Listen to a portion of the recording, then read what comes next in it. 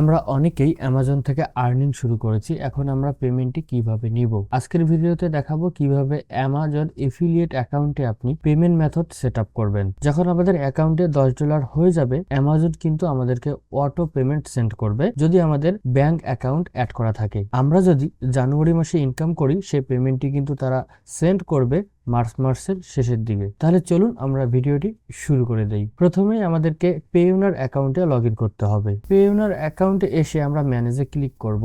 এরপর এই অপশনগুলো থেকে রিসিভিং অ্যাকাউন্ট এই অপশনে আমরা ক্লিক করব। আমাদের এখানে দুটি রিসিভিং অ্যাকাউন্ট যুক্ত করা আছে। আপনাদের যদি না থাকে, সেক্ষেত্রে অ্যাড অপশনে ক্লিক করে একটি নতুন রিসিভিং অ্যাকাউন্ট আপনারা যুক্ত করে নেবেন। আমরা এখানে একটি অ্যাকাউন্টে ক্লিক করব।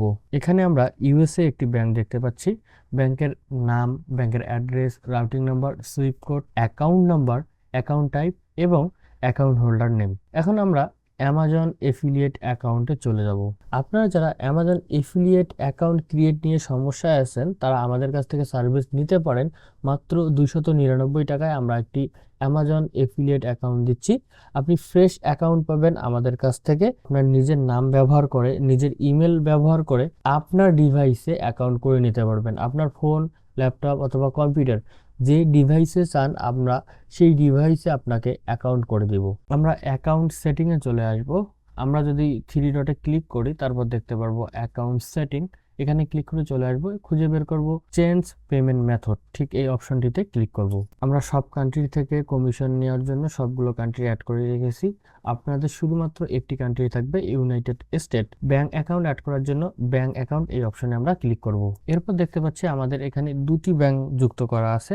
আমরা নতুন আরেকটি ব্যাংক যুক্ত করব, সেই জন্য add a new bank account এখানে ক্লিক করব। ঠিক এরপর এখানে আমরা দেখতে পাচ্ছি bank location, bank currency, account holder name, account type, account number, confirm account number, bank name এবং রাউটিং নাম্বার। এই সকল তথ্য কিন্তু আমরা পেওনার থেকে এখানে এনে বসিয়ে দেব, তারপর সেভ চেঞ্জে ক্লিক করব। আমি আশা করতেছি এই সিম্পল কাজটুকু আপনারা করতে পারবেন। ব্যাংক অ্যাকাউন্ট যুক্ত করার পর ব্যাক হয়ে আসবো। এরপর ইউনাইটেড স্টেট যে লেখা থাকবে, তার পাশে আমরা দেখতে পাচ্ছি পে বাই ডাইরেক্ট ডিপোজিট। বক্সে ক্লিক করলে আমরা এখান থেকে 3টি অপশন দেখতে পারবো: direct deposit, pay by gift card, pay by check.